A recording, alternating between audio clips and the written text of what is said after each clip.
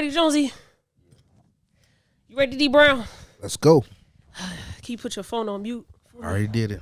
Thank you. Look, she prepared. I didn't. Of course, you didn't. Okay. Hello, Club Culture family. If you are on YouTube, make sure you like, comment, subscribe, and hit that bell. And if you are on your favorite streaming platform, thank you for tuning in. Make sure you leave us a rating. This is episode 27. We got a special guest with us. Happy to be here too. Yes, sir. You want to introduce the guest, Mr. Jonesy? Hey, and we have motherfucking platinum recording artist, Ooh. Grammy nominated, Hey. ASCAP Award nominated, Okay. Nobel Peace Prize winner, That show. Pulitzer Prize winner. Okay. I don't know what else we got, know, but I we ran- got D Brown. I ran for president in 2022. And he ran for president in 2022. So give it up for D Brown. Hey. Yeah. Why he got to be a nominee for all that shit? Why he couldn't have won that shit? I don't Because know. if I won it, then it'd be on record. So, but they can't. It's on record that you're a nominee too. Prove it. Prove it. Yeah. What year was it that you ain't? I don't think you said a year, but Yeah. you said president though. Yeah, I 2020. ran for president. All right. I was right behind Kanye. My president is black. So thank you for coming on the pod, D Brown. No, I appreciate y'all. And shout out to Jonesy, bro, for all the I'm just gonna manifest everything that you just was saying. I'm definitely trying to win some Grammy. Hey, we out here. And everything else. Yeah, Jonesy been pushing for your ass to get on the pod. Nah. So you got pressure on you, man, to get us a good episode. Nah, I appreciate it. Yeah, it's gonna be a great episode for sure. I like to do real interviews. I like the way y'all got everything set up. It's gonna be a good time for sure. Thank you. D Brown setting it off for the rappers. So for y'all rappers that's been asking to come on, if he give us a bad episode, ain't none of y'all coming on. None of y'all niggas can come back on. But guess what? I was here first though. So y'all better be rooting for him in the comments. Facts. For sure. So since we do have a new rapper, our first rapper on the pod, you want to start off with Weird or No? Second rapper. You the first one? Yeah. All right. Shout out to School and Jonesy. He write all my music too. You know what I'm saying? My rap name is Young Horse Choker. I'm not even gonna ask you what that means. Yeah. We out here. Big Horse Choker. Yeah. All right. Let's go ahead and get to the game, man. We play this game on the pod, and it's called Weird or No. Hey, you finna be mad as hell. Why? Because I ain't go back and put three more things. You a dickhead, bro. You can't leave black people in charge of shit, bro. You can't, bro. I've been fucking up, bro. These last 5 days just been like, just all smashed together. Well, I'm going to let you run the game, and I'm just going to look for some more while you doing it. Yeah, just look for 3 of them. All but right. anyway, we have this game called Weird or Nah. Mm-hmm. It's when I read you a headline, and you have to say if it's weird or nah. Okay. And you got to give one sentence on your answer. Just one. I'm the best person that ever played this game because I played it straight to a T. Okay. So you got a lot to live up to. All right. You ready? With it. All right. So 5 Florida men sentenced to prison for stealing $1.3 million worth of perfume. Weird or not? Nah. It's a hustle and everything, so they did it. Yeah. I'm pretty sure they did it for a reason. If I got $1.3 million in perfume, even on the street, you know what I'm saying? Even if you did half a cost of what that. Most of the time they give you the report, they're going to give you a number that's not even really factual to selling on the street. Right. But even if you cut that in half, like that's a lot of money. So it ain't matter, no nigga And it's tryna tax free. How you let him have this long ass sentence? But it was a run on. No, it was no I ain't supposed to run-on. talk extra? He supposed to stop your ass after you Okay. give a real sentence. That was a run on. That wasn't a run on. That was a whole paragraph, G. My life is a run-on, so. All right. That's cool. Michael Bay is facing charges for killing a pigeon in Italy. Director denies allegations. Weird or not? That's weird. Why? We killed a bird. He killed a bird. Bird Okay. ain't no op. That was too many sentences. We just had that first one. Okay, keep going. He killed a bird. Yeah, that's cool. You can kill the bird. Turkey has $500,000 bounty for, how the fuck do you say this dude's name? Inez Cantor Freedom. Inez Freedom, the basketball player from the Thunder. Yeah, Is he still on the Thunder? I Okay, think. yeah. I don't think he's in the NBA anymore. Yeah, he the hooping dude. He from Turkey or something. Yeah, Turkey. Okay, so Turkey has a $500,000 bounty for Inez Cantor's freedom capture. Weird or not? Nah. Why? Because I know some niggas that need that bread. They get them back over there. Okay. 500K. Judge orders a potential YSL trial juror to write a 30-page essay after leaving the country during the trial. Weird or not? Nah, that's weird, bro. Why? Cause we not in school no more. But she broke the law. Yeah, people break the law every day. So instead of going to jail, he sends her to write a paper. So you get pulled over with some wheels, they tell you they want you to do a 30-page paper on Dare. Like, I'm writing it. oh fuck. Easily. 30 Gee, think about it, bro. 30 pages, you go get like 10 to 15 sources to cite. You only got to write like 2 sentences off of each source. Or 2 pages off of each source. I'm tripping. Man, fuck all that. Fuck all that. Dad, why y'all going crazy like that? Hey, chill out. We over here working. All right, go ahead. Kevin Gates opens up about enjoying women urinating in his mouth. Weird or nah? You know what? What's weird is that she said, "Nah, I want you to pee in my mouth and then kiss you, put it in your mouth." That was extra weird. I mean, what the fuck we just say? Hold on. Go yeah, back to that shit. You yeah. I didn't seen see a little that clip. I seen the clip the other day. She asked him. She said, "What do you think about women urinating in your mouth?" He said he love it. She like, "What if I want you to urinate in my mouth? Yeah, I want to like tongue kiss you and leave it in your mouth." That's extra weird. Oh, that weird, whole everything weird, but that's extra weird though. we have to stop interviewing Kevin Gates. No, we have to. No, as a content creator, you got to interview niggas like Kevin Gates because We cannot. those clips is I would gonna love get you to have Kevin viral. Gates on the pod. No, Man, come on. no, no, I no, no, would not have no, you here when we interview that nigga. no. That'd be wild. He a wild boy. Yes. So to break away from the game, Kevin Gates said, no, the woman asked him, are you into women urinating on you?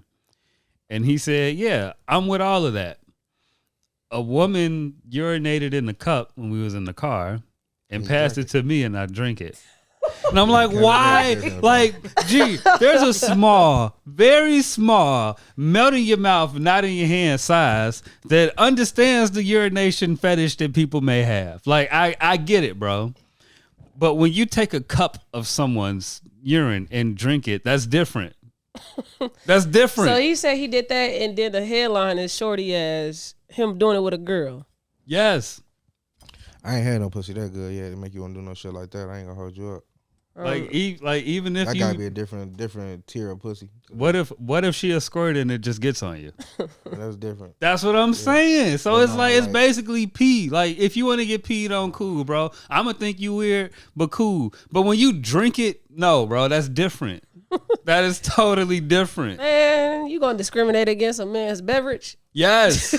when it's human urine, yes. You could drink whatever liquor you want, water pop, freebase. You drink I don't liquor, care. bro. That shit's disgusting too. It's not It urine. doesn't taste like piss. They say urine is sterile. Yeah. No. They use baby piss for shit sometimes. Alcohol is way more sterile than urine. I'll tell you that. Yeah, they Yeah, told it me my son was a baby. They said you use like a pissy pamper to put on his tongue. And it help with like you know how babies have like the milk stains and stuff on their tongue. Uh-huh. You ever heard that shit? No. You ain't no kids yet. No, I haven't. What's a milk stain? Like it's like a white residue left on their tongue from drinking milk. all the time. Yeah. What's wrong with that? You know how you brush your tongue for a reason? Babies Right. need their tongue Yeah, that brushed shit too. stink. Sometimes You never that smell shit no be baby too with bad stuck breath? on the tongue. No, but why you putting pee in his mouth? Shit, he said the doctor said it's a good thing to do it to try to get it That's out. why I don't want to have kids in the hospital. The doctor's gonna tell you any fucking thing, bro. Oh, man. Did you do it? Nah, I didn't. I couldn't bring myself to it. Because it's disgusting, right? It is disgusting. Exactly. Shout out to Kevin bro. Gates though. Playing with pee is disgusting, bro. What's the next headline? French Montana calls 50 Cent biggest genius in the industry. Weird or not? Nah, ain't weird. Why? Cause shit, more people need to give people their flowers. You know what I'm saying? Right. Okay. Tory Lane's father says they have forgiven Meg Thee Stallion, but will not back down from the machine. Weird or not? Nah. Okay, but before you answer this, I want you to keep in mind that Mr. I forgot Tory Lane's real last name. Daystar. But it's who Daystar? His first Daystar Peterson. Peterson. Yeah. That Mr. Peterson is a man of God. Okay. And he's the only man in history to have a side part and a bald head. So he's clearly devoted. So before you answer this, I just want you to understand what you walking into now. Nah, I'm on point. But what I will say is that you asked me why it's not weird. Right. Because, bro, people, when you ain't got nothing else to win, people just reaching for anything. You know what I'm saying? I was with Tory for a little minute. I ain't gonna lie. I thought they had everybody fooled. I ain't gonna lie. I was trying to, when he dropped that album, I know this is off the game, but when he dropped that album, I just knew that nigga was innocent. I'm just like, ain't no way you made music this good. He sounded so heartfelt. I said, then I heard that, bro. I said, bro, ain't no way. Too fucking soulful, he loved this bitch, bro. I said, he loved this bitch, bro.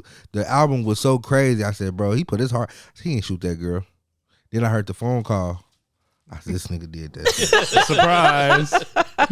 I've been arguing with bitches for the last 6-7 months. Women, why are we calling them bitches? Women. Nah, it's women that was advocating for me, but it was some bitches that was like, he fair. shot her. You know what I'm saying? Right. It's two totally different things. But yeah, I was arguing with him for a little minute. But man, free Tory though. How he say all that shit? Say free him. T, when is the trial? Do you know? The sentencing, yeah. They said they pushed that shit to like February. Oh, okay. So what is he doing in the meantime? Like just chilling? He probably writing songs about how he didn't do that shit. Still. Let's see. Pigeon caught smuggling narcotics into Canada prison using a little backpack. Weird or not? Nah, that ain't weird. Why? Because smugglers make the world go round. We need people like that. Even the birds. Shout out to the birds. Shout out to the birds. Okay. You got one more, don't you? It segues. So whatever you brought up. No, that was it. I only put 2. Oh, okay. Okay, well, the last one. It's Joe Budden says it's no coincidence why Gucci Mane artist gets in trouble. Weird or not? Nah. Why? Because I feel like Gucci got a great effort talent, but he also keep himself in a box. So I feel like he attracted to shit that remind him of himself. So Right. Okay. Well, that was weird or not. So we appreciate you playing with us. I'm proud. It was a cool little game. Yeah, man, you I sound had do me better scared than with me. the name Weird and All. I thought it was gonna be some super weird shit. We got some super weird shit, but Oh that's my another God. episode. We gotta start off smooth with you. Okay. Okay. Well, so that segue you said. What's to it? All right, so like, how do you feel about where hip hop is going as far as the street rap go? Bro, as far as hip hop, bro, I definitely feel like we live in a time where everybody want, and I'm a part of it too, because I be wanting to listen to music that I know is organic, you know what I'm saying? Right. But at the same time, it's kind of like, it's tricky, like, you know what I'm saying? You relate to it more, but at the same time, it's risky because niggas really putting their freedom online to create content for entertainment for the consumers, you know what I'm saying? So it's fucked up that, you know what I'm saying, there's a lot of shit going on with people going to jail from, you know what I'm saying, creating entertainment, but also you got to know where to draw the line though. Do you feel like the labels hold responsibility to it? Because they're the ones signing off on the music at the end of the day. Not even only signing off on the music, they are encouraging like a certain type of image, a certain type of, you know what I'm saying, like, okay, this is what we looking for. You know what I'm saying? They even trying to take people and make it like what it ain't, you know what I'm saying? Right. So they trying to make people be gangster rappers. They shit that ain't even people. Like say for instance, a nigga like 6ix9ine, you know what I'm saying? I know everybody going back and forth with the 6ix9ine Gunna, like the difference or whatever, but just like, y'all see what this boy doing. Y'all know he ain't like that, but y'all pretty much encouraging him to, you know, put on a front, you know, which consequently like led to like his life being in danger for real. Like niggas on your ass for real. Like it's all fun when money is being made, but like nah, this serious shit. Hey, people don't really take that like serious. That nigga really got kidnapped. Nah, like that's some gang shit. Nah, it be real. It be real shit going on. Like it seemed like funny when you watching it on the internet and shit. Like because he's such a novelty type act. Like you don't take him serious at all. But it's like he was really in the middle of some real shit. That shit funny as hell. Shit, there's only so far you can take before you really in that shit. Facts. This man was going off on O Block. pulling up in niggas in neighborhoods. Like something was gonna happen. And I feel like shit like that should have been checked. You know what I'm saying? Like Yeah. if you are a label or you anybody got money investing to him, like you shouldn't be cool with him antagonizing like real street shit. You know what I'm saying? Because end of the day, if you got money invested, like you could lose your investment. Niggas are smokers ass for real. It's got to be a lot of money invested. Like 6ix9ine probably got a huge whoever putting that bread in got a huge bag just to keep him protected that long. It's a lot of money in the music industry. Period. Like even to the point where you think about how artists was moving around. Like just think about some of your best rappers, your favorite rappers from back in the day, the hit records and stuff that was made, and how much money was generated then opposed to now. Mm-hmm. It's like a lot of people that you probably never even heard of, never will hear of. You know what I'm saying? But they checking the bag off music right now. You know what I'm saying? Mm-hmm. Yeah. So it's a lot of money, period, just floating around in the music industry. Do you feel like gangster rap paved the way or what? The gangster or drill rap, whatever you want to call it, a rap now. Like, do you feel like that old gangster rap was kind of like the foundation? Because I do. See, for me, it's different. It just depends on like who you listen to, because I think when it comes to drill rap, the difference to me is a lot of that shit down there be, some niggas be capping, but these niggas be rapping about shit that be going on. Like, you know what I'm saying? I be knowing what be going on, and then even in different areas, like, I'm the type of nigga, I study, like, what be going on. Like, I be trying to, you know what I'm saying? So it's like, okay, Pooh Shiesty them down in Memphis, you know what I'm saying? I be the nigga at the crib, I fuck around me on YouTube and really getting to see who they got beef with, like, you know what I'm saying? Find out rappers you probably never know about, but these are niggas who they going back and forth with, you know what I'm saying? And then their music be hard. Yeah, some of the music be hard, some of them be trash, but it be like, this shit be organic. They be talking about real shit. Niggas be talking about shit that be really be going on. So as far as back in the day, gangster rap, I don't know how, I wasn't, you know what I'm saying, I wasn't really digging into it, so I don't really know how authentic it was. Some shit, of course, you know what I'm saying, you could just tell by how everything was going on. But like now it's different, because back then, like the real gangsters, they weren't really trying to be rappers. Like now gangsters are trying to be rappers. Yeah. Right. Back then the rappers was trying to be the gangsters. Like they had to make Eazy-E rap, and he was the only real gangster in NWA. Yeah, so think about it like that, you know what I'm saying? Or even in New York Times with like the Supreme Team, and you know, or even as big as BMF, you know what I'm saying? So before you had a Jeezy or Rick Ross rapping about BMF, or a Blue Da Vinci, or all these other artists, like, you know what I'm saying? The top of the got put on through BMF. Exactly. So like the title point, he wasn't like came out like as a street nigga. He was a rapper, but he was around the street niggas, you know what I'm saying? Mm-hmm. So what so like BMF, they have a whole TV show about shit that did happen, but you know, they dramatize it. Mm-hmm.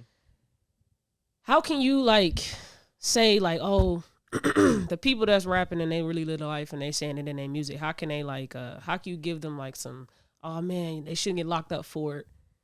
But then you got BMF buddy Big Meech in jail right now for the shit that he gave, like, yeah, you can use my likeness and make a whole TV show out of it. Like, how do you even like come into the community like, you know what, you probably shouldn't say this shit in your rap, but then you have people being basically rewarded for doing this shit in real life. They get a whole TV show about it. It's tricky, because it's like you say, even with the music, like you don't want people to pretty much telling yourself, but I feel like they kind of it's a gray area between music and movies when it comes to entertainment. Mm-hmm. Even in the aspect of as an artist, like when we create music videos, like, you know what I'm saying, I don't really be putting no guns and stuff in my videos and stuff. I used to do that when I was younger, and money and stuff like that. But also at the same time, they'll flag your shit, take it down. But at the same time, it's people on YouTube every day that get paid just to go and test out guns and do X, Y, Z. You know what I'm saying? So it's like, I don't know. I feel like, you know what I'm saying, no pun intended, but it's like a culture thing. You know what I'm saying? Like because it's us. Like, oh, like, nah, I flag that. Yeah. Nah, you can't be brandishing these type of weapons, bro. But you know what I'm saying, other people could do it. You know what I'm saying? And they could run ads on it and everything, as well as like, bro, this is entertainment, just like a movie, a trailer for a movie. Mm-hmm. You know what I'm saying? Dinner Thieves or any movie was an action movie. Like some rap videos be a lot of action, you know. Plus with film, we're going into it knowing that it's fake. Like rappers are putting on the facade that it's real. Like the stuff they putting in their music is real. And even though some of it is some real bullshit, and you promoting some real bullshit. Yeah, but at the same time too, it's like nobody really knows. Like, you know what I'm saying? Somebody could tell you it's real. A nigga could tell you, oh man, this everything I'm saying right now, I'm living this shit real. And it could be a nigga like, this nigga not living this shit. All this shit fake. Niggas will literally post up hella guns in their videos and then go clock in the subway. You know what I'm saying? Like that's just how it is. So it's like it's real based on what a nigga tell you. You know what I'm saying? That's gonna be me when I rap. I thought you was already rapping. I mean, when I rap again. Oh, when you rap again, all right, cool. When I rap under my new moniker, Young Horse Choker. What's your new moniker? Young Horse Choker. Oh, so it was the one before then? I don't remember. Wow. That quick. Okay. What's this whole the Gucci Mane shit? What did you actually want to speak on with that?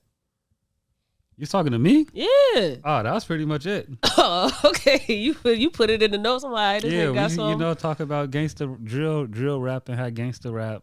Shout out to Gucci though. Been, shout out to Gucci. I definitely feel like he a great ear, bro. He got a great ear for talent as well as I always respect the fact of anybody that give young black people a chance to change their life, and it's up to you what you're gonna do with the opportunity. You know what I'm saying? Like even with everything that's going on in Atlanta, you know what I'm saying?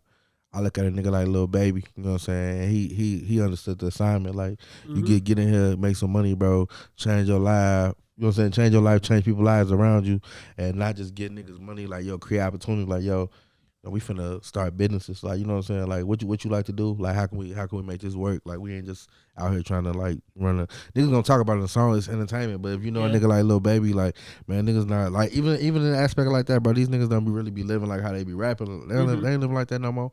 But it's entertaining though. And you respect the fact that I don't expect Lil Baby to be riding around here still, you know what I'm saying? Yeah. Selling hella pounds and all that type of shit, you know what I'm saying? So. What make that shit entertaining? Like, if you had to be devil's advocate, because I heard Future ass say he don't even do lean and shit no more, but he still talk about it in the songs. What makes that actually entertaining? It's not entertaining. It's like people like to, me personally, I like to listen to music I can identify with. And you know what I'm saying? If you can relate to it, like, it just hit a little bit different. Like, you know what I'm saying? You know how you listen to a song from back in the day and no matter what's going on in your life, whenever you hear that one song, you remember exactly what you was doing in your life, like at that time.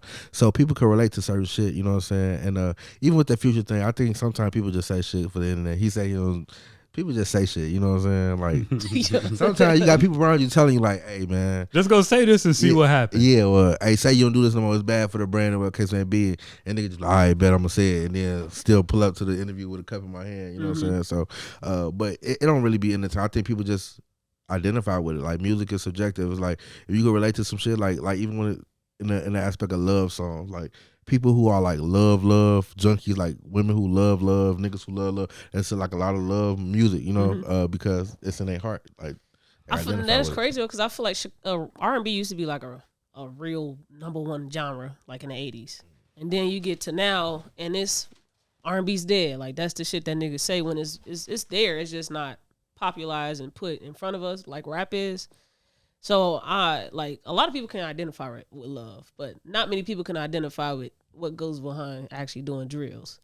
So how can that even be number one and people you say resonate with it, they identify with it when a lot of the world actually don't identify with knowing what it is to pull up on a nigga? Because it's American culture to like violence. Yeah, that's basically what it is. It's just like we like violence, bro. It's like even with movies and shit. So you think about the movies and shit that come out, like people like to go see like action movies. Yeah, it be shit going on. Like it's just entertaining. Like you say, people like violent shit. Like that's just what it is. You can go ask any politician their favorite movie. They gonna say Goodfellas, Scarface, Godfather. Like niggas be getting blew down in that shit. It's just called The Mob, so it sounds like classier and better. Yeah. They all thugs and gangs too. Yeah, I was add that. I think that with it kind of being like, some of it's fake, but then like if that idea of it might be authentic, makes people draw to it too. Because you think when drill was popping in Chicago, like motherfuckers was really getting killed. Yeah, a lot. So. Yeah, back and forth. Like, you know what I'm saying? That's another thing, too. Like, it really be like a back and forth thing. Like, it don't just be one side. So, it's like, it's always another side to the story. It's always three sides. So, Did you see Gucci Mane send $20,000 to the funeral? To Big Scar funeral? Yeah, that was that whole... How you... That shit was funny because... The funniest part about that whole situation was Big Scott's sister said, "Get it back in blood." She told Gucci, "You got to get it back in blood if you want these change." But mind you, this is Gucci Mane we talk about. You know what I'm saying? Right. But out of everything, I do appreciate the fact that Gucci did really. you know what I'm saying, he didn't really get, he could, because, you know, Gucci go left real quick, you know what I'm saying? Right. He went left on Big 30, you know what I'm saying, real quick, you know what I'm saying? But I think that whole situation was crazy. I definitely feel like everybody got a voice now with the internet, so people get on the internet and say anything, and if you get enough people to watch it, stream it, comment on it, it could become a thing. But I feel like it should never been a thing. Like, you know what I'm saying? You ain't really supposed to open your mouth if you don't really know everything that's going on. But every conversation ain't for everybody. Everybody ain't entitled to every conversation to know what's going on. Like, that's top dog shit. That's top of the line shit. So, you know. Do you feel like he was entitled to pay for that? Do I feel like he was entitled? Or not entitled, obligated. I used the wrong word. Nah, I really don't, because I feel like at the end of the day, everybody should have their own money. Like, he created opportunity for you know what I'm saying? What Scott was doing with his money, his people, whatever case may be. Everybody saying, like, you get money. Like I said, this is another thing, too. Like, niggas be talking about this money shit, but then when niggas die, that's what you always see. When niggas die, when niggas go to jail, you see where the money at, for real. Right. All the money niggas talking about they got in the XYZ, like, you know what I'm saying? Not saying that he didn't have no money, but just like for them to make a big deal about, you know what I'm saying? I'm the type of person where I'm not expecting nobody to do nothing for me. Like, you know what I'm saying? I'm going to get it on my own, you know what I'm saying? If I ain't got it, first of all, everybody, if you watching this shit, make sure you got some life insurance. You on the street, make sure you have some life insurance. You doing drugs, make sure you got some life insurance. You know what I'm That's saying? the least you can buy, on, bro. It's life insurance. If you know there's people out there that's going to shoot at you for whatever you're doing, do doing, your family a fucking favor, bro. spend that $37 and yeah. get you a little policy, bro. Get your people right. Get you a big enough policy to at least put you in the ground. Facts. Get a policy big enough to get your people right. You know what I'm saying? You out here living crazy, you taking chances, whatever you doing. You know what I'm saying? Shit, that's small money. You know what I'm saying? Make sure you have a decent policy. Don't tell everybody, because motherfuckers will do that. It's wicked out here. You know what I'm saying? It's wicked for sure. But for real though, but black people though, especially like younger people, we got to start having life insurance. Like for real. I feel like they could have flipped that. Like, if you're already getting 10 grand up front for the funeral, like, why don't you still get donations and sell fish plates? And then just spend that bag. People gonna do what they want to do with the money regardless. So, and then with that, like I say, I see his dad came out and said, "Oh, we did receive some money." Boom, boom. Like sometimes you don't even know, motherfucker probably was trying to flip the shit type shit. You know what I'm saying? Everybody be trying to just do some underhanded shit nowadays. Not saying that they was, but you gotta be careful. But also, too, people gotta stop getting on the internet with shit. Everything is supposed to make the internet. You know what I'm saying? Right. It would never been a thing if it didn't make the internet. But now y'all look crazy. Then buddy before we move past this life insurance things, I think that's very important that you brought that up. Because if you wasn't, I was gonna do it already in my head. So give for anybody bro, that they actually fucking over there. they trying. That's Leave them crazy. alone, bro. That's crazy. They are in heat, bro. Shout out to the bunnies. Shout out to the bunnies.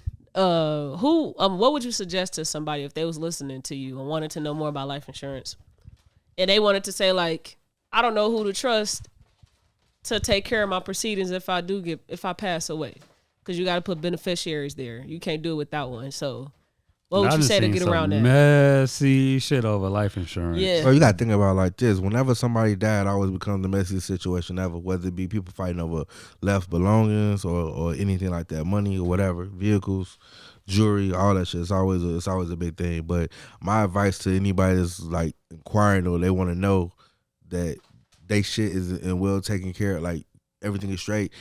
Talk to a lawyer. Get your life insurance, of course, but also too, like, wills and trusts. Like, everybody gotta start getting that shit together. Like, you can literally go to like LegalZoom.com. There's so many different legal websites where, you know what I'm saying, you could really set up your estate. You know what I'm saying? Everybody, if you got some shit going on, whether it's just a crib or some cars, jewelry, money, you know what I'm saying, set your shit up. Because most of the time, when you die, you ain't expecting to die. So it's like, whoever you ain't expecting to hire your shit probably gonna hire your shit. So how your shit set up. Just do a little bit better being organized, whatever. If you don't know nobody that do insurance or got the right insurance agency, definitely just tap in with people you know. But everything is at your fingertips on the internet. So Facts. you get right. Now we done spoke about everybody else's music. Let's talk about your music. Okay. Chill. You got a project coming out with your homie. A joint project, right? What's Shout it to my called? boy $10 for the real only. We doing this for all the real ones, you know what I'm saying? No matter what facet you in, as long as you real with everything you do, we doing it for you know what I'm saying? So for the real only, dropping real soon. We was supposed to drop January 13th.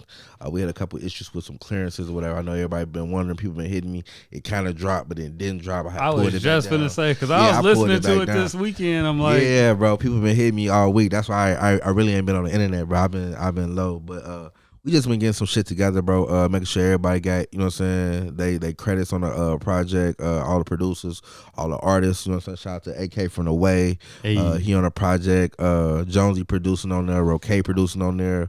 Who else we got on the project? I have no idea. You do know, bro. I really don't. Man, we got shout out to Chicken P from Milwaukee. Chicken P's on there. Yeah, Chicken P. If y'all know who Chicken P is, Little Chicken, bro, Milwaukee finest, bro. Make sure y'all tap in, bro. Bro, official. Milwaukee up next. Yeah, Milwaukee up next. Jonesy be doing all their dances. Bad bitch, fun, something, cause a bitch wetter. Yeah. Wah. We got Young Dink on there. What's that, That's bro? that Nah, shit. that's my boy. Wah. Nah. Is that Buddy off TikTok? Wah. Yeah. That's what No. you keep posting that video. Yeah, Wah, no. wah, When we was wah, in the wah, studio, we was in the studio. We did the song with Chicken. It's a nigga named from Milwaukee named Certified Trapper. He was just a cool nigga in the studio producer. They was playing some beats and shit or whatever. But he going up right now. He the GOAT, bro. That's Buddy with the swat of money, and he be doing that dance with everybody, right? I mean, that's a lot of. It's That's a lot pretty of- much that's the Milwaukee everybody, starter bro. kit. Okay, because I thought he was from Indiana. I thought he was from Indianapolis. Who? Which one? What do you look like? Bruh, Light skin with the dude, grill.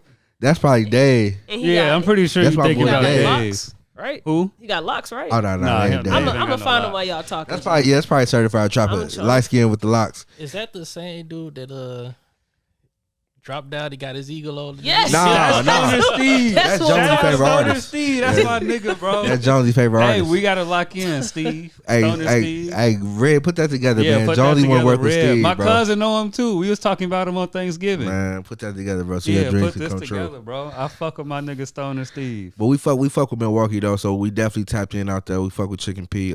This dude. Who is that? I don't got my glasses Nah, on. that's the nigga. No, that's That's Stoner his Steve. favorite. Yeah, his that's favorite. what I'm talking about. No, that's his favorite. Like, So we many ain't with hitters our on his with- phone. I forgot Yeah. Randy. We ain't coming like that, bro. I'm put you on the Chicken P though. It's He a from different. Milwaukee too? Huh? Chicken P? No, Buddy. That. Yeah, he from Yeah, they Milwaukee. all Oh from my Milwaukee. gosh. Yeah, Okay. yeah. That's Jonesy's favorite artist. I from fuck Milwaukee. with Milwaukee, bro. They, That's you know hilarious. What I'm Stoner saying? Steve, get my man. Exactly. We out here. Let him produce some shit for you, bro. Yeah, get up with Jonesy. I need that collab. Yeah, but yeah. Yeah, we need that. We fuck with Milwaukee though, heavy though.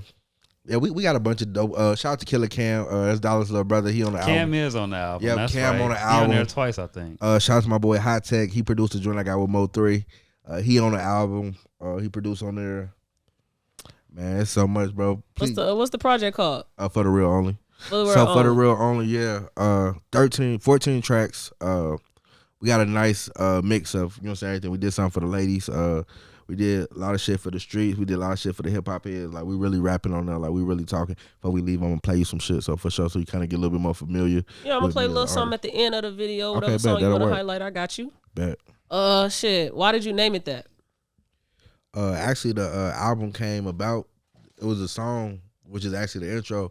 I had COVID. My boy Dollars both had COVID. We both was put up. You know what I'm saying? We just working on music. I got studio at the crib. He had the crib. I don't know if he had a studio yet, but he was writing, and we came off of COVID. We both just was going, you know, smoking and just catching up and going over records. So we just started hopping on it. He like, man, let me get on that. I'm like, let me get on that. You know what I'm saying? So, but the one of the first ones was called For the Real Only. It was some shit I did at the crib.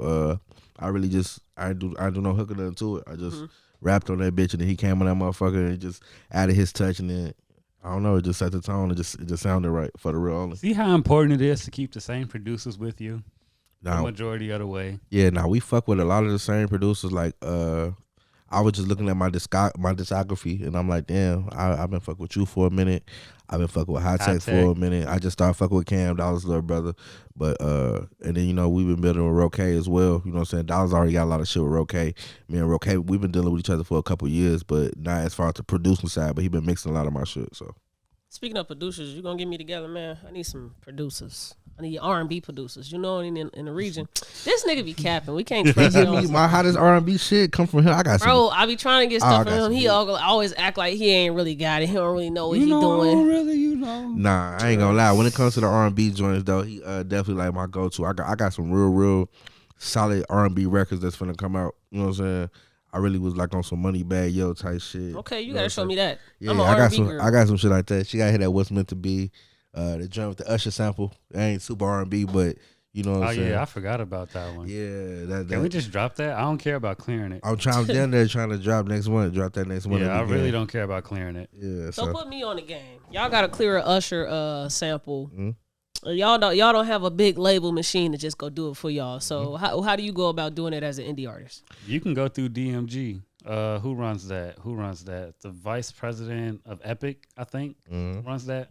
I don't know, but normally it's like $300 to start the process. Like that's just to start it. That's just for them to go out and like see if they can clear it. Like I'm just stuck. I ain't gonna lie. I'm just gonna put it out. We go that route, or I'm gonna just put it out, and then if it pick up enough traction to be an issue, then I mean we did what we were supposed to do. As long as it at least get to the streaming platforms. But you know what I'm saying, we can figure it out on the back end. So I ain't tripping. Like you know what I'm saying, the money gonna come regardless. It's just really just getting the shit in front of the audience. You know. Yeah. plus going to court with Usher doesn't really sound like an L. Sound like a good Man, thing. that's for a good. moment, yeah. Man. Put me in the tabloids. Fuck it. So what's your favorite song off the project? My favorite song by far, I know Dallas probably gonna laugh, is probably the outro, cause that was probably like the last song we did, second to last song we did. But shit, I had wrote a verse in a minute, you know what I'm saying, just dealing with life or whatever. The project been done. We did the project in like 2 weeks. Then later on, we just started adding songs to it, you know what I'm saying.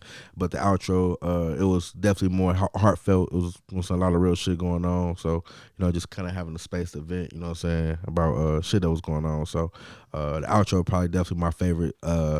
Dollars, he ain't here right now, but he like his favorite is probably the one with Chicken P. Okay. Yeah, either Chicken P or the one with K.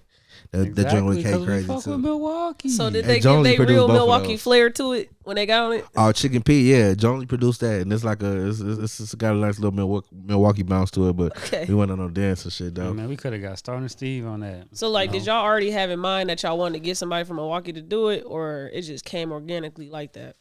You know what? It just came organically. And actually, we picked the beat and everything in the studio. We recorded the shit on the spot. We was in Milwaukee, and I forgot. I think the chicken had just got out of jail. Motherfucker tapped in like, "Hey, bro, we put bro onto some of y'all shit. You know what I'm saying? Y'all trying to work? Boom, boom." So we went out there and shit.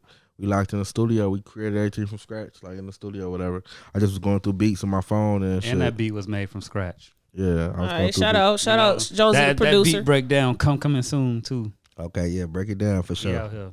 All right. Oh shit.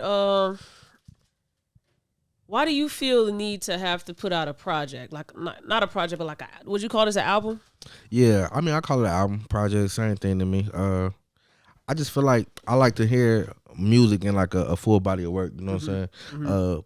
We definitely in the like everybody kind of like on to the next. So it's like, you know, you could literally just put out singles. You literally could put out a single like at once a month if you wanted to, you know. Yeah. Because people move on from stuff so fast, but we create so much music where it's just like, why not? Plus, when you captivate a project, like you literally like it's like putting a puzzle together. You know what I'm saying? You want to hit every vibe. You want to synchronize the song, make sure that everything flow right. Like you taking people through different vibes, but at the same time, it's a good transition. It's just like being at the club. It's a good DJ, or being wherever you at. It's a good DJ. The way he just put the songs together, it's like you don't know what's finna come next or what should come next based off how the vibe going. So it's like putting a puzzle together. So I like challenges.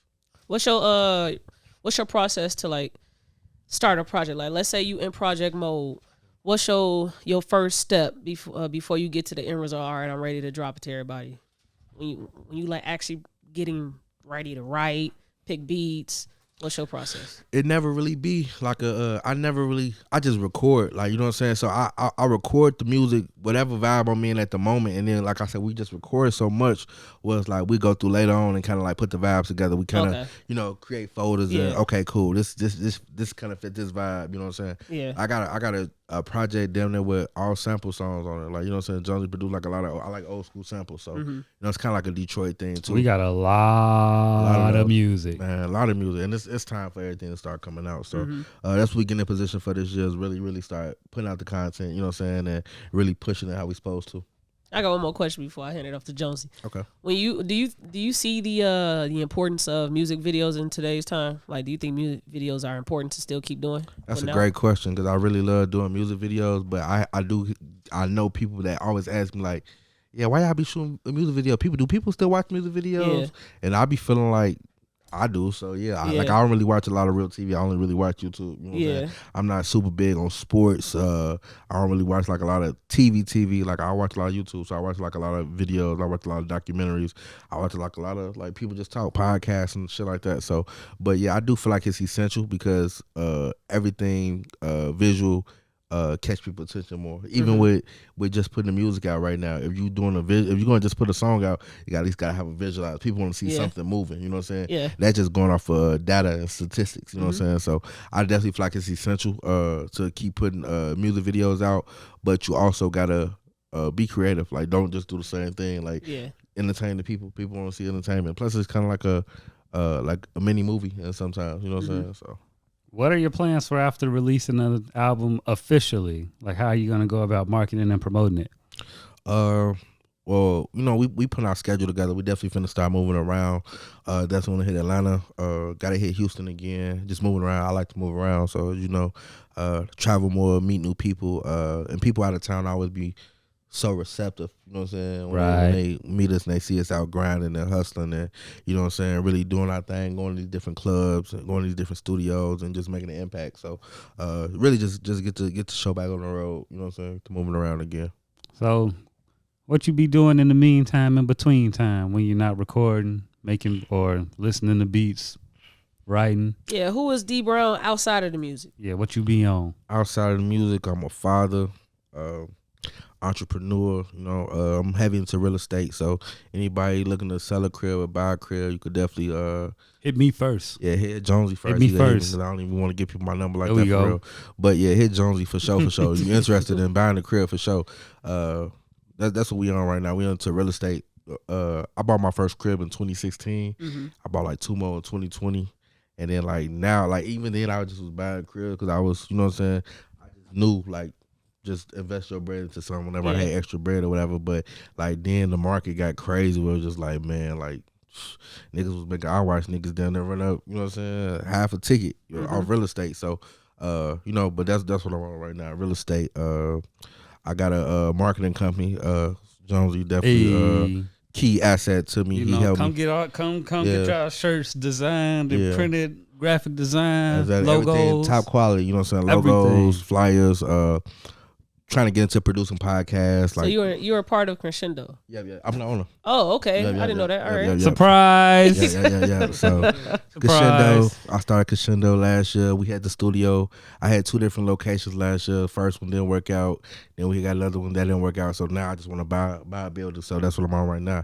I actually might have found a building too. I'm gonna put you on, let you know what's going on. But I just want to have my own building though, because I am a 420 friendly motherfucker. So you know, I feel like that's essential to have a recording studio. People love to smoke, you know what I'm saying? Just part of the vibe. So that definitely hindered the business a little bit. We still made money. We made a great run, but you know, I just want to be able to be in full control of what goes on. So Crescendo, what is your long term goal with it?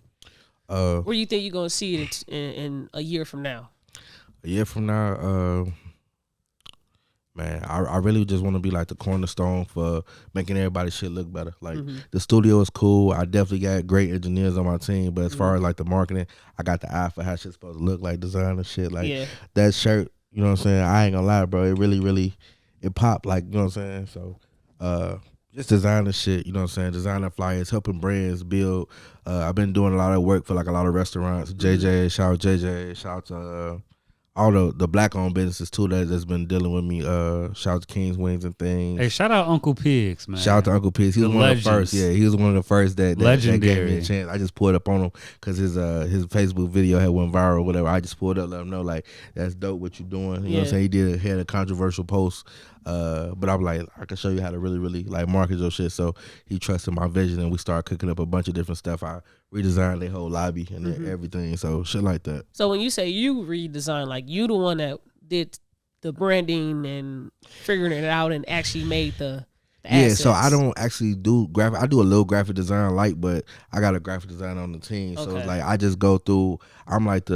I'm the one that go through it. And, you know what I'm saying? I go lock in the client. You know what I'm saying? And I go through, see what they need. Yeah. And you know what I'm saying? I put the play together and then, you know what I'm saying, I have my people do their work. And, you know what I'm saying?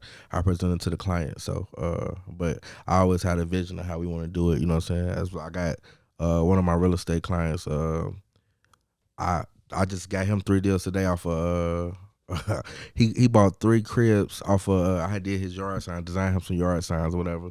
And like I said, we really hustle. So we get out on the streets, like, you know what I'm saying, 200-300 yard signs. We putting them up everywhere. You know what I'm saying. So we also offer that service too for people who got the vision. They don't know how to, or they don't want to get out there, get their brand out there. We have a street team that will post your, you know, put your flyers out. So shout out to my bro. He was able to lock up a three crib portfolio for like $180,000 just based off this lady seeing one of the signs that I designed for him, whatever. So that's dope. You know what I'm saying? We helping people get money over here at Crescendo. And he ain't even pay that much for the logo. So y'all do the math. He cashed in $180,000 and he came and gave us the little phone bill. Yeah, I was just having a conversation with my homie about like how to price yourself as a artist, basically. Like, how did you choose your feature price? Man, now we're getting into the good stuff. This shit I be want to talk about. Nah, for real though, because people don't understand, bro. As an artist, you are a business. You know what I'm saying? Mm-hmm. Your feature price is your price. Whatever you decide your value is, but at the end of the day, you got to realize that you're a business. You know what I'm saying? People get mad at me all the time, and I'm gonna say this too right for the camera. If I don't feel disrespected when y'all ask me to do some shit for free, don't feel disrespected when I give you my price. You know what I'm saying? It's the same shit. You know what I'm saying? So, but my feature price is just based off it's just booking price, everything just based off the money I invested. You know, I got songs with Kurt Cobain, Peasy from Detroit, Mo3, T-Real, who else? Like I said, Chicken P Big out of Milwaukee, Project Pat, you know what I'm saying? Mm-hmm. But you know, these is some of them came organic. I didn't pay for, but I also have paid for features. So it's like I get both sides of the coin. So it's like people are, oh man, how you charging you local?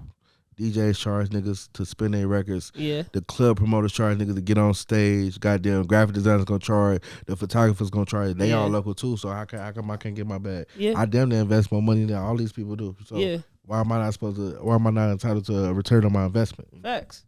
So shit, your price, your value is what you make it. You know what I'm saying? Based off what you put in, or it ain't about talent and nothing like that. It's a business.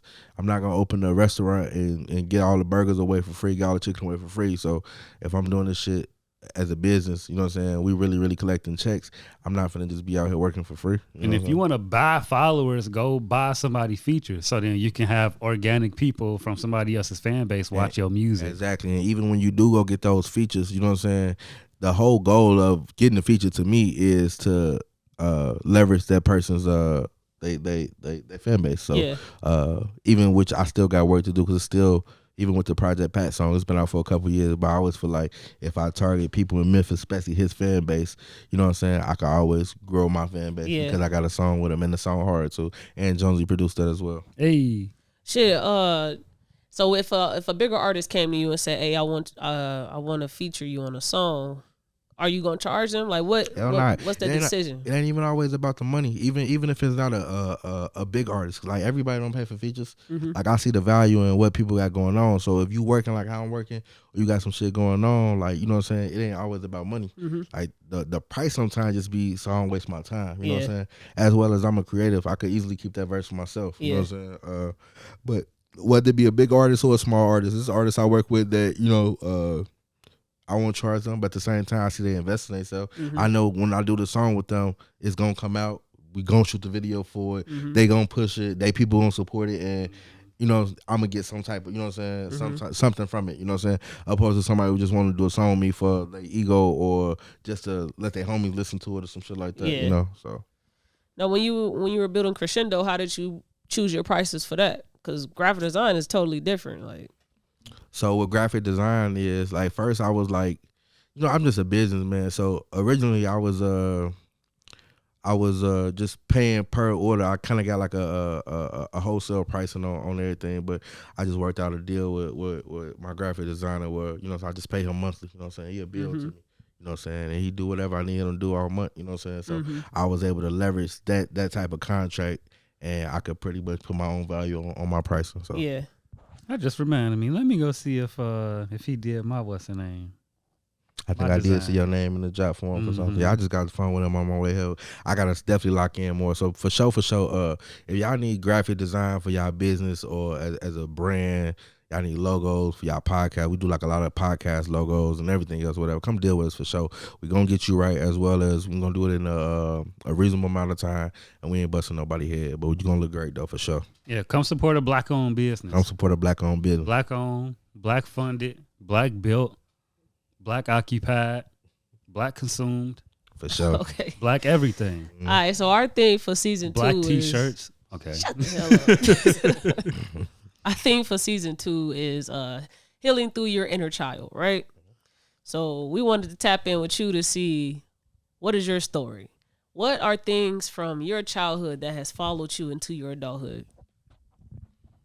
I probably say like the hustle. Like my first mixtape I dropped back in like 20, or not my first one, it was like my second one. Like the first one that really got me recognition, where I actually did everything the right way. That was when like that Piff and shit was popping. It was called My Struggle Made My Hustle.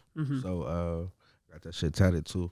Well, really just like shit, just struggling as a kid. I didn't really have like a lot of resources that everybody else had. Like my childhood was different. You know what I'm saying? I had to really get out here and get it on my own. So I always kept that mentality. Like I never really wait for no handout. I never, you know what I'm saying, wait for nobody to give me nothing or depend on nobody to give me nothing. So, you know, just going through that struggle, it kind of like turned on my hustle. It was like, yo, you got to go out here and get it. Yeah. 'Cause don't nobody owe you shit. You know what I'm saying? So it stick with me. You know what I'm saying? It's kind of fucked up mind state to hide sometimes, because people be like, man, you don't, you know what I'm saying? You don't never want to let nobody do nothing for you, whatever the case may be. But it just be like, I'm just so used to people letting me down, where it's like, you know what I'm saying? I'd rather just do it on my own. I hate getting gifts or receiving anything from anybody. Like, keep that shit, bro. I don't know what that come with. I don't care what you telling me what it come with. Keep that shit away from me. Cause I hate when people do shit for you too, and then they throw it in your face and shit like that too. So you know what I'm saying? It's like, what you even do it for? But you did an interview a couple years ago with Capone News, and in that interview you said that you was homeless and you slept in a car when you was a kid. Is there anything from those times you feel like you carry with you still? Yeah, I mean that's part of like my struggle made my hustle. You know what I'm saying? I definitely slept in the car before I slept in the garage. Like, you know what I'm saying? My mama, we had nowhere to go, so her friend let us stay in the garage type shit. You know what I'm saying? So, but like I said, that's all part of like my struggle made my hustle. You know what I'm saying? Right. How do you when you go back to that time when you were homeless, did it feel like you were actually homeless, or you just knew like that was what was going on? Nah, at the time you really didn't know. Yeah. I remember one time I had went to my cousin's crib in Maryville for like the summer. We was at his crib for like a week or two. So I came back to the crib. They come drop me off at the crib. My mama wasn't there no more. They got evicted. They couldn't get in touch with nobody. They didn't know what, you know what I'm saying? Yeah. Whatever case may be. So I had to go back to their crib for like a few days, so we was able to, you know what I'm saying, figure out, you know what I'm saying, what was going on and where everybody was at type shit or whatever. So, but yeah, it wasn't really like a thing like that you just felt like as a shorty. It's just like shit. You don't really know what's going on for real. Until you get older. When you get older, you get to reflecting on shit. You just like, damn, that was crazy. Yeah, like, you know what I'm saying? A lot of shit. Like, that shit was crazy. Facts. I asked that question for that same reason. Like, I know we was homeless when we was growing up too, but it didn't feel like it during the time that shit was actually happening. Like, my mama still just, we was eating, we was straight, we had a roof. It just wasn't our roof over our head type shit. And then on top of that too, like, I always appreciate like those times in my life, because one thing I did learn was how to survive in conditions that nobody else know how to survive in. I didn't live with no lights. I didn't live with no water. Yeah. You know what I'm saying? Motherfucker, you know what I'm saying, had to heat up the house with the oven. You know what I'm saying? Motherfucker had to hide buckets. You know what I'm saying? I'm talking about, I remember getting buckets of ice just to flush the toilet. You know, scooping the snow. You know what I'm saying? Dump that shit in the toilet. So, you know, like, shit like that taught me how to survive. Like, if everything shut down today, I know how to do a lot of shit a lot of motherfuckers won't know how to do. So I appreciate those times. That's crazy, like, being homeless and not, like, knowing you homeless. I've always had trouble comprehending that. I ain't never been homeless, so. Cause it's like you currently in the moment of it happening and you still eating. Like, you see people outside that's really, really homeless. Yeah, it's a different. It don't feel like it, you really felt what the fuck they probably feeling. Right. Type shit. It's definitely levels to like homelessness, but even still, like, that's why I do like a lot of give backs. We just did a co-drive for the homeless men at the Brothers Keeper in Gary. Shout out to my boy Wes at all costs. We did that a couple weeks ago. Crazy. I had a crazy ass day. I got in a car accident that day. Went to go support my homie coaching at the game, whatever. And my whole day was fucked up, but at the same time, like, bro, I ain't finna stop. You know what I'm saying? So we still pulled up. You know what I'm saying? Shout out to Senator Eddie Milton. He pulled up and gave away the coach with us or whatever. But you know what I'm saying? We moving. And then even like a couple years ago, like, I just being in Chicago, like, you you know what I'm saying, taking food and shit out there to the homeless. I do shit like that, you know what I'm saying, because I understand that shit, you know what I'm saying. Even though that wasn't my aspect of being homeless, I still, you know what I'm saying, I resonate with those people. So speak about your childhood and like just growing up with your parents. How were you raised? What was the discipline being taught in your household, or did you even have it there? My childhood, really, my mama, I stayed with my mama off and on. My daddy wasn't really around, like, you know what I'm saying, like that. I used to pass him in traffic sometimes, like, you know what I'm saying. But as far as a child, like, I bounced from between my grandma crib and my granddad crib. Once I was old enough to really, like, when my mama shit was fucked up, I was with my mama. But then when I got to like a certain age, I'm like, boom, I could go spend that at my grand. I'm not going back home. I made it to my granddad crib. I think I was probably like 12, 13. Like, you know, I was going over there, like, cutting grass and shit on the weekends or whatever case may be. I wasn't going back home. So when there was an opportunity for me not to go back home, I never went back. I just stayed with my granddad. But with him, it was, like, different because it was, like, he older, like, you know what I'm saying? He had a good job in the mill or whatever, but he, like, from the South. So it was, like, bare minimum. But it was, like, it was cool. It was a guaranteed roof, and it was freedom, too. I could do, you know what I'm saying, whatever I wanted to do, whatever. He didn't really have too many rules. Just, like, if you be out too late, don't come to my house at all, which was cool, you know what I'm saying? 'Cause sometimes you don't want to come home anyway. Yeah. But really just, you know what I'm saying, just bouncing around from my granddad, my grandma. I love my grandma. That's my dog, too. My grandma was, like, one of the first people that I probably could say, like, really put in my head about real estate because she owned cribs or whatever. And, you know, I watched her lose damn near all her cribs, fucking with family, renting out to family and all type of shit, you know what I'm saying? But, you know what I'm saying, I learned even through her losses, you know what I'm saying? I just try to take a lesson out of everything from everybody around me. So that's why I kind of like, another reason I kind of got into real estate.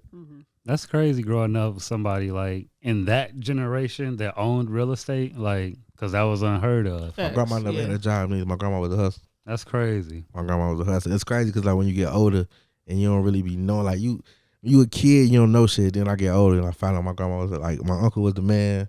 My grandma, you know what I'm saying, that was her brother. And she had her own lane, too, whatever. But she never had no job. She was a hustler. Like, I wish my grandma had money. Like, my niece now, my grandma ain't got no money now, though. Man. That's how I take care of. That's my lady. My niece got it made, bro. I'm like, bro, if my grandma had money, bro, because, like, I was one of them kids, I ain't really go to daycare. I was with my grandma. Yeah. But we in the crib watching the shows. If she ain't telling my grandpa, let's go somewhere, we ain't going nowhere. Yeah. We kicking it in the crib.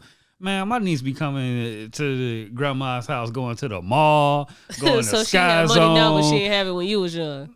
No, I'm saying, no, grandma. Like my grandma. Okay. Yeah, it would be her great grandma. Oh, okay. But I'm saying her grandma is my mom. Yeah. And they be driving. My grandma ain't drive. Like, man, Jonesy kids jealous. got it made. Jonesy just a little girl. I'm jealous as fuck. I'm jealous of all my nibblings. So it's, you said earlier that you're a father. Yes. How many kids you got? I got one. How old is your 1 year? He about 18 months. 18? So it's Yeah, fresh somebody out the got on. cooch. Yeah, somebody got on me yesterday because I said 18 months. I forgot what. I was just finna do it. Like, bro, he won, bro. Nah, because you got to gauge it between, because, like, when a kid is, like, between 1 and 2, it's a big difference. Yeah. As far as, like, bro, but even still, bro, my son, he, like, super intelligent, bro. I just know, like, man, this little boy, he gonna be something amazing. I ain't gonna lie, he's super intelligent, very, very smart. Yeah. Very strong. I should get to showing y'all some videos on my phone. Y'all be like, bro, what's this baby had to be here before, bro? This dude is crazy. How did you prepare yourself for fatherhood? I didn't. I had my first child at 31. So it's like, you know, I wasn't really, you know what I'm saying? I always, you know what I'm saying, I love kids. Like, I got a lot of guy kids, you know what I'm saying? Shout out to all my goddaughter. Shout out to my goddaughter Kenya, and she hooping right now, man. She doing very, very well out of Indianapolis, man. Okay. She's gonna be a WNBA star. But I love kids, you know what I'm saying? But, you know, I always just feel like I wasn't ready. I just feel like kids are expensive, and just coming from my childhood, I'm just like, man, I want to be able to. My kids never have to go through none of the shit I went through, so it's like I was always feel like I wasn't doing enough. You know what I'm saying? Even in my best of times, like, nah, I ain't ready. So, but what I had to learn is you'll never be ready. You'll never be ready. You'll never be ready. So are you saying? With that being said, though, because that's my mindset. Like, I don't think I'm gonna be ready for kids ever. Then, because the shit how my bank account looking, I'm not gonna have no fucking kids. So what you saying? You'll never be ready. Like, does that mean, like, shit, just do it? Man, just do it. You'll figure it out. If you never had no motivation to figure it out before, once you have a kid, you're going to figure it the fuck out. You know what I'm saying? Some people don't, but if you're a real one, you're going to figure it out for sure. I keep hearing that, but it's just like, nah. That's not enough for me. Nah, bro. That's not enough. I'm telling you.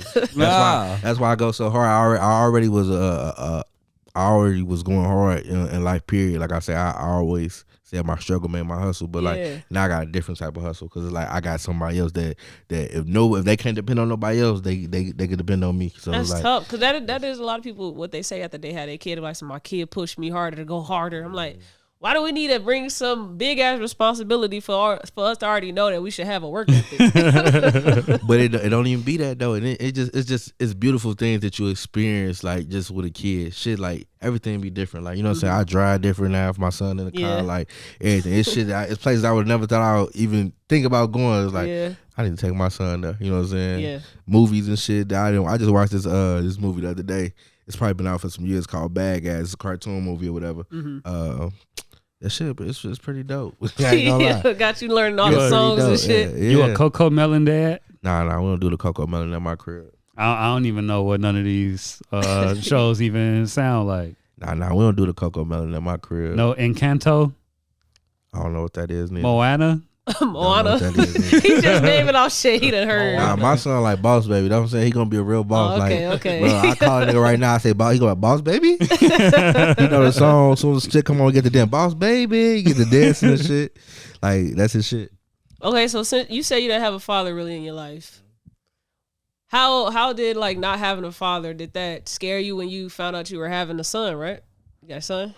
Oh yeah, I got a son, but like, nah, it didn't scare me at all. Like my daddy around, he wasn't really in my life when I was a shorty, so he's still around. Like I just gave him a car, like you know, I just gave him a Charger a few weeks ago, so he's still around. Like he did come back around, like when I was older, like trying to make it up, be a dad or whatever. But it's just like ain't really shit I could do. I mean, you could do for me. Like at the time, my little sister was in college.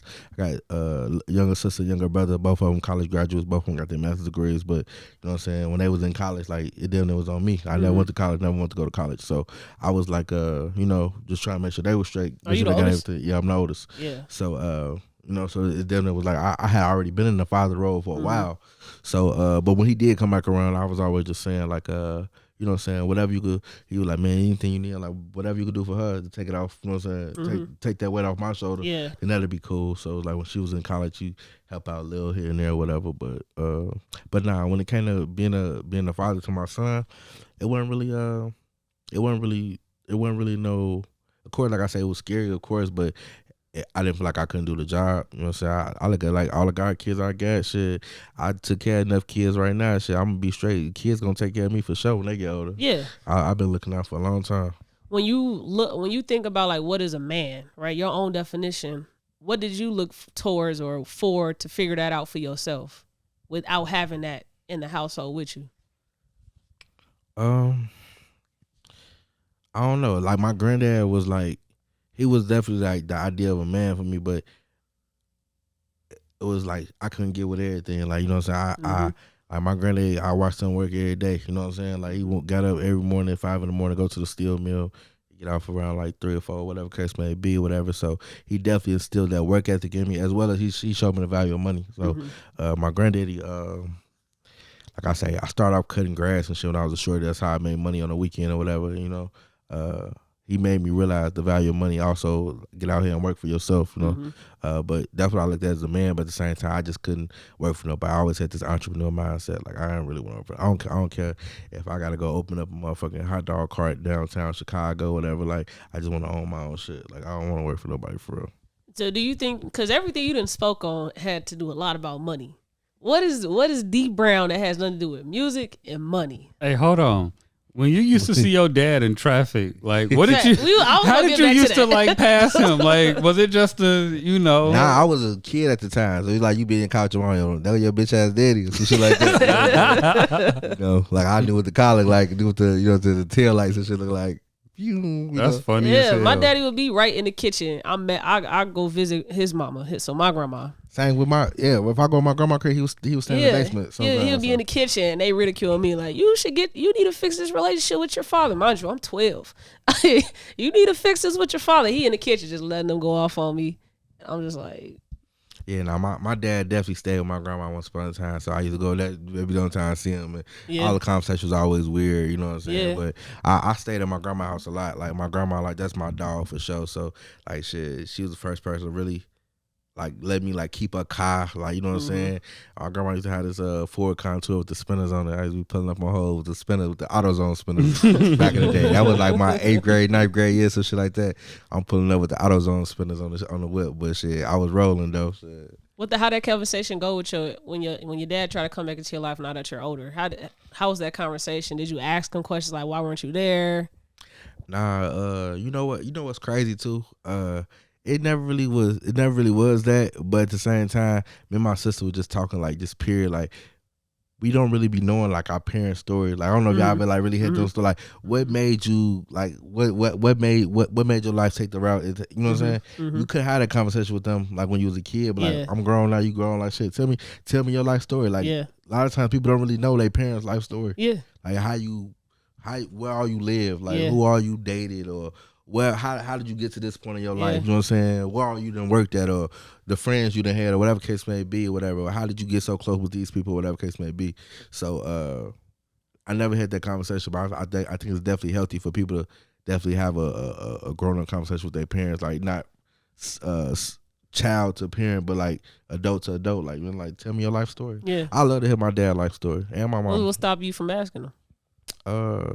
Too much shit to do. I ain't got time for that shit. Yeah, you do got time. What's the word, Jonesy? Practical. Yeah, you capping with us. You got time. But for real though, I wouldn't be opposed to hearing like his life story. Same with my mama. Like I love to be able to just listen to them tell me like shit about their life. You know? All right. Well, Club Culture giving you a challenge. I challenge you to have that conversation and learn that about your two parents. I'm gonna take heed to that. All right. I'll update you when I do that. Facts. I definitely want the update. Yeah, we need that. I'm trying to convince my cousin to do that with my uncle. He's scared too. I'm like, man, just have that conversation with him. Man, have that conversation. Because I was thinking about. I get yours. You say you're not scared, but he like. I'm actually curious. I want to know because like you really don't know like what the shit they had to go through. So it's like I'm the type of person where it's like I'm not a super judgmental person. I understand like shit happened but how did you know what I'm saying, go down the path you went down in life? Yeah, how did you get to this point where now we homeless? Exactly. Yep, just ask, bro. Because like my pops died, and I still be thinking about this. Like, you know what? I'm actually ready to ask this nigga the questions I wanted to ask. Yeah. But you know what? Though? I think my thing be like, one of my biggest pet peeves is liars. I don't like people lie to me. Facts. And I can read people real good too. So just like, don't lie to me. Like if you gonna lie to me, I'd rather not ask. Like I'm the type of person where like if I feel like you're gonna lie, I'd rather just not even ask you because I'm gonna be pissed off that you saw my intelligence that you think that. I'm glad y'all said that because like I kind of know my mom's story just like from like being around my whole life, but my dad, I don't really know his. Yeah. It's like I get bits and pieces from like my aunts and like some of my uncles, but I never sat down and asked him. Yeah. And it's like, I kind of know, but just having that conversation, I think, would be kind of validated what you think you know. Yeah. Yeah. Yep. Had that conversation, I think that's a bro. great conversation to have. Like, honestly, you got to think about it like this. When you got older in life, well, I feel like everybody do. I know I definitely went through it where you got older, you start finding out shit about your older family members. Like, damn, I would have never knew. Like, yo, one auntie that you just thought was the sweetest thing ever, you find out she a hoe. Facts. Then you be like, damn, all your kids we got different daddies. It makes sense though when you figure out what they was doing, how like, shit is. That shit makes sense. Yeah. I found out stuff about my grandfather and it kind of made sense afterwards. I was like, yeah, it sounded like some shit he'd have did. Yeah. Yeah, but it's damn to be like a rabbit hole too, because sometimes you'll find out some shit you didn't want to know. Yeah. Yeah. So it's tricky. I did find some, but that's a whole nother. I done found some shit too, but it's like, but now I ain't gonna lie, I do want to have a conversation about it though. You know what I'm saying? My grandfather, I want to know. Both my grandfathers passed away, but my father's father is who I'm referring to, and I learned a lot about him, like just outside of what I knew from him telling me as a kid, like stuff he left out, like other shit, and I was like, damn. And it makes sense because you gotta think about it like this. How many years you been living on your life? You done been through so many different changes in your personality. So it's like I don't hold people accountable because it's like, bro, I evolve as a person every day. You know what I'm saying? I'm always trying to be a better person. So like I'm not holding you accountable to your past, but I would like to know. Like you know what I'm saying? I like to know your story. So I mean, it sucks that you can't have a conversation, but just in general though with family members, like you can't. You know what I'm saying? I would like to know, and I'm not trying to pass judgment like that. I'm just curious. No, that shit matters. You better. You know your kids need to know where you come from or where you came from, so they can understand why are you teaching me this or why are you like this when you upset. Your daddy probably was molested as a child. You fucking don't know that. But whenever some gay shit happened, he get real triggered because he was molested by a man or some shit. You never know. Facts. Yeah. that shit, I learned a bunch. I'm the oldest of all my dad's kids, and he got like 9 of them. Well, damn. So 2 of He a them. real fucker. Is he? So I'm the oldest, and one of my sisters from another mom that his baby mamas, she telling me shit that they grew up with, and they thought we had it better off than they did because he was more in our lives than them. And I'm like, no, we didn't. And so like they just growing up thinking we just in this fairy tale while they ass got it real bad and shit. And they probably resentful as hell. It kind of was like that until we got to all really know each other. That's why those conversations are important because you really don't know. Like people be on the outside looking in. Like that's another thing too. Like that you said. Like sometimes people be thinking like that they got the short end of the stick, but honestly, you never knew that them not being around you was your blessing. Exactly. Yeah, it could have been anything like that. Yeah. Man, I'm gonna have to call my daddy. Other. I don't know what to call them. I don't like the term stepbrother. Stepbrother? But yeah, his other kids is not his kids. Uh-huh. Cause I kind of want to know what was going on. I used to always have this thing where it's like, man, he down there spending all that money on them. Yeah. They got it better than me. This nigga don't be sending shit. He probably could have been broke down there with them niggas too. Cause my daddy was not at the crib for us. He was there for my mama. So and I had that conversation with my older brother because he believes like my dad like actually lived with me for a long time. Like my dad only lived with me for like a year of my life. Mm-hmm. I was a baby, and after that, he didn't going around. We was just the same. You know what I'm saying? So like we went through the same shit, gang. So let's be friends. So now that we touched a little bit on your upbringing, and now let's talk about like you, D Brown, today. What would your younger self say to you today? It's always a light at the end of the tunnel. Okay. That's what your younger self would say to you? Oh, you said my younger self? Yeah, your younger self. Oh. I was going to say, if your younger self was was able to see you today, what would they say to you? Damn, you doing this shit. Okay. You doing this shit. And you would say to your younger self, there's a light at the end of the tunnel. Facts. I fuck with that. My younger self will roast the fuck out of me. I ain't gonna hold you. I feel like as a shorty, bro, I needed a nigga like me, like, cause like I take the kid, like I was always like I say, just not really having like nobody really around like that. So of course I grew up on the block with like all the older niggas, and they, you know what I'm saying, I'm rapping for the niggas.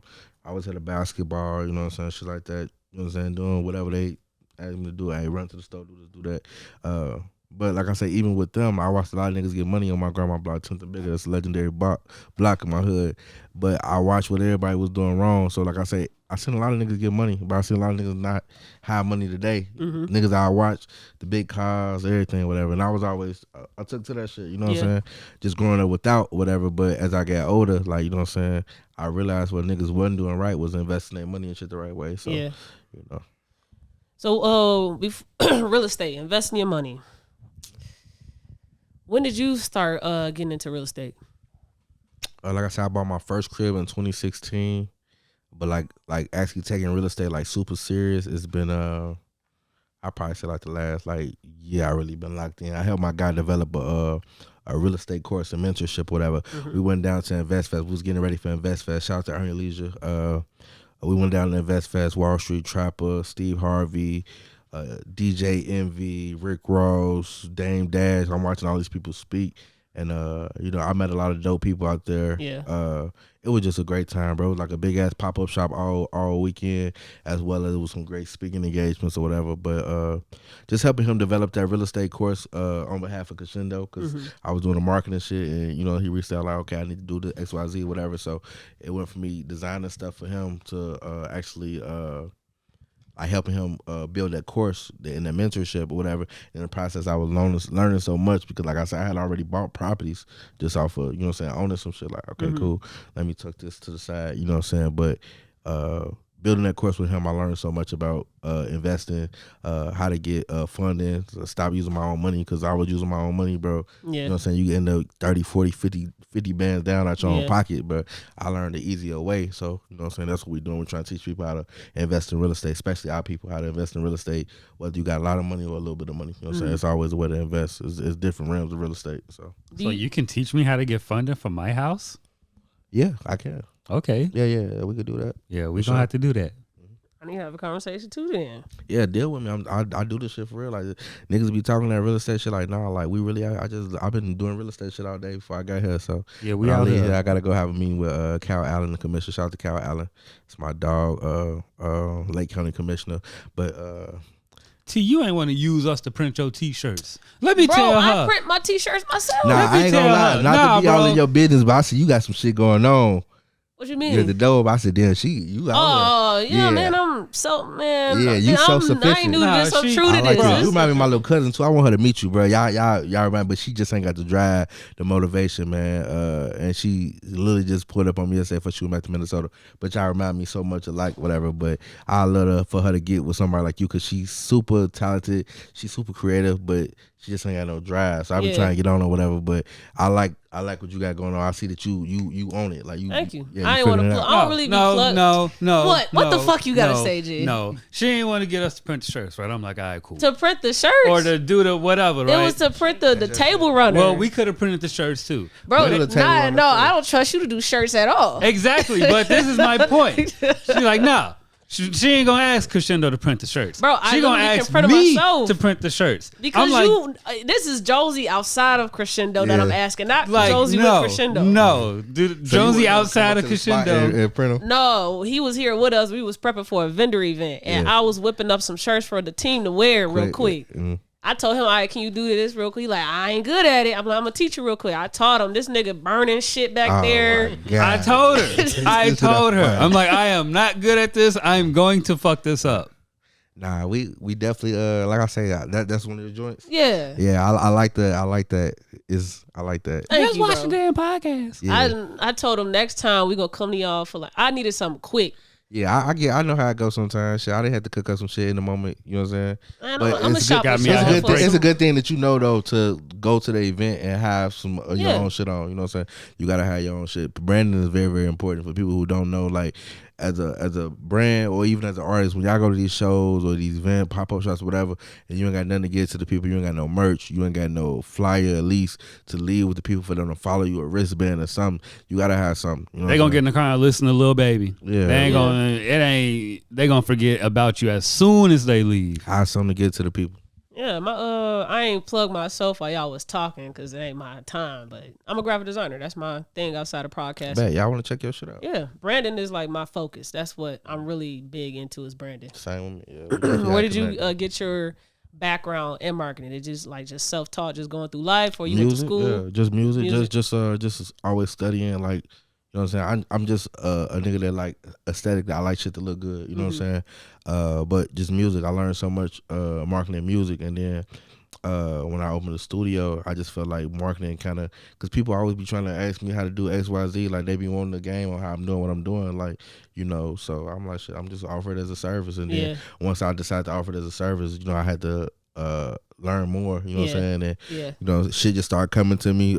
Plugs started coming to me as far as like wholesale and just locking in like dope contracts. And Yeah. everything just started falling to my lap. So it was like I had to. You know what I'm saying? Yeah, shit. I want to leave real quick and talk about this one particular thing that just popped in my head. Mm-hmm. So I was chopping it with my cousin, and he's a dude. So I had asked him like, who taught you how to talk to women? Do you know that that's his pronoun? Did you just Yes. assume his gender? Yes. Oh, okay. Yes, I call him. He'll tell. I ain't with that gay shit. All right, I'm just making sure we don't assume genders here. Yes.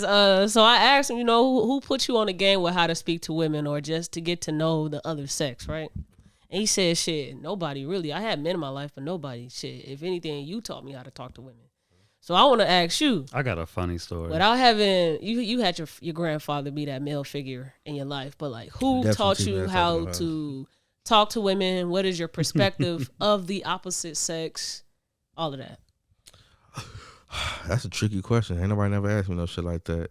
And honestly, I probably ain't got the answer for you. Like, Okay. I just really like just kind of figured out. Ain't nobody really gave me the game on. You know what I'm saying? Like, So you just had to learn it by just talking.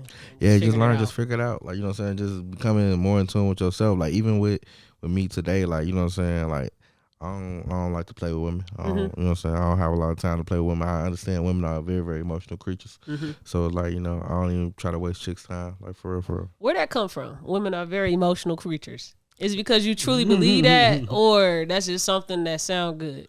Nah, this is what I learned over time through trial and error. So men aren't emotional. No, men are emotional as well. So what's the difference when you say women aren't very emotional, but men are emotional? I feel like that means like y'all lead with emotion versus men should lead with logic. Okay. Like if 2 + 2 don't equal 4, we ain't really fucking with it. But with more women, it's like I feel like this is how it should be, so this is how it's gonna be. Okay. Yeah, I don't know. It just really I ain't gonna lie. It's different ways. It varies because women, like I can also say women are definitely I would say average on the average are more intelligent than men. Okay. You know what I'm saying? But I also feel like they're more emotional. You know what I'm saying? Okay. So you said, because Jonesy said basically y'all have more logical should methods with making decisions, right? Should. So that would be, so you saying that, okay, should. It's a lot of dumbass niggas out there. So explain to me, like, we done had 46 presidents by now. Mm-hmm. All of them has been men. Mm-hmm. And we know what has happened in history, like all the shit that's had happened. Mm-hmm. Do you think something would be different if a woman was to lead something? I mean, I feel like we had 50-something presidents, but we also only had one black one. So, you know, the 40-something presidents that we had, they weren't black. They weren't black men. So, but also I feel like women are great. Like I feel like women are great leaders. I like to keep women around me because women are very, very intuitive. They let you know everything that's going on. They pay attention to shit. Resourceful as hell. Resourceful, and women test niggas characters. Like, you know what I'm saying? Like, women, with a woman around the room, like, you know what I'm saying, niggas fold to women all the time. So it's like, you know, they get out of character for women. So it's always good to just have women around. Like, and women are just more organized, you know what I'm saying? They helpful. Like you said, they resourceful. So I love women. Like, women definitely are key to winning. Like, you ain't got no woman on your team or women on your team, like, you definitely you missing something. You know what I'm saying? Reflect on the young D Brown growing up. Well, you said you didn't really have that male guidance when figuring out the opposite sex. So you know how our music is, rap music, and how it views women and talks about them. Did that in any way influence your mindset when trying to figure out your thing with dealing with women? Honestly, I never really thought that much. It may have. I never thought that much into it. I do. One thing I can say, like, when it comes to music, definitely the things that you listen to, they definitely influence like your mind frame on, you know, a lot of different things. Even in the aspect of like R&B, like 90s R&B, I ain't gonna lie, this shit sound crazy as hell, but I feel like majority of women who like listen to 90s R&B music, like all the love songs, they have some of the best vagina ever. Like, they just like love. So it's just like, I don't know what it is about it, but it's just like old school music. Like, I don't know, it be crazy. But you know what I'm saying? I mean, some chicks, like, they like to fuck to trap music, all that shit be cool too. But the women who listen to like the old school love music, like, they got the best pussy. Man, okay, that's so new. Josie, you think so?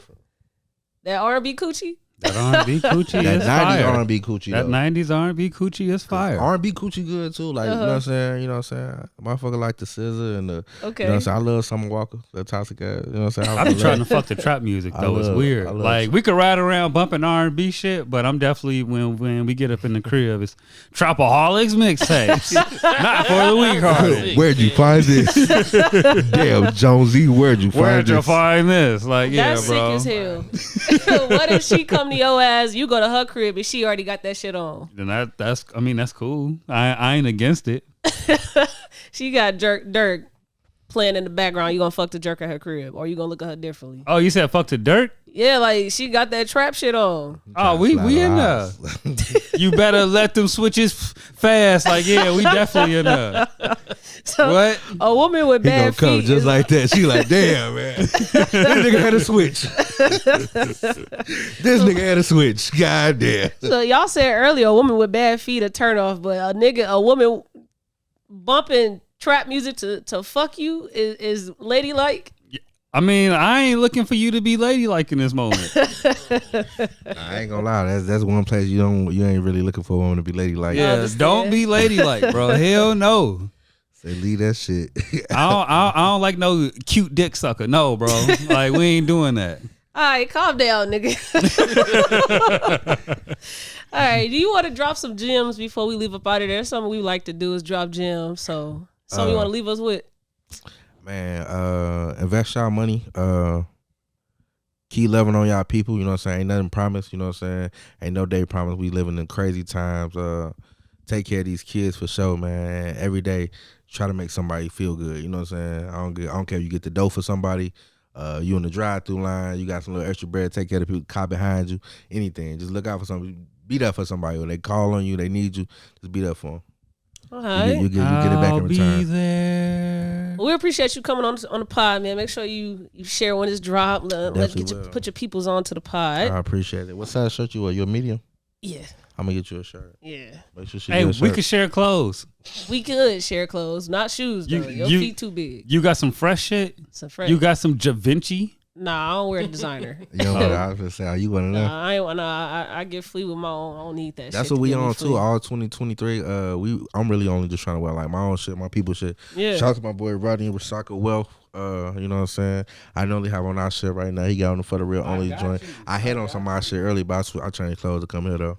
So I've been doing real estate shit all day. So Yeah, well, we're going to talk after we turn these cameras off. for sure. But if you are on YouTube, make sure you like, comment, subscribe, and hit that bell. And if you are on your favorite streaming platform, thank you for tuning in and leave us a rating. Thank you. Yeah. You know real what quick, I'm saying? before we get up out of here, follow me everywhere at Saint Hustle New Money, on Instagram, TikTok, Big Hustle for Real.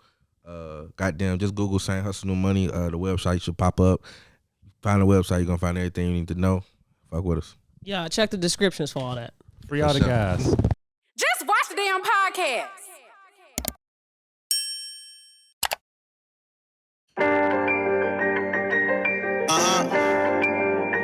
I just want to talk to y'all, man. You know I vent better when I'm faded.